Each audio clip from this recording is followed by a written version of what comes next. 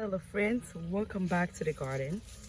I am watering one side of the garden. I don't usually come often. I'm hand watering the garden right this time. Because like guys, I have my garden in pots. In the future I will move because if I have everything on the ground, that will be a big loss for me. But now I have all my stuff on the ground. I can move them when I'm ready, slowly. Yeah, I have a lot of mango tree, banana trees, beautiful flowers, and stuff are growing everywhere. Except I'm trying to keep them alive. I don't harvest them.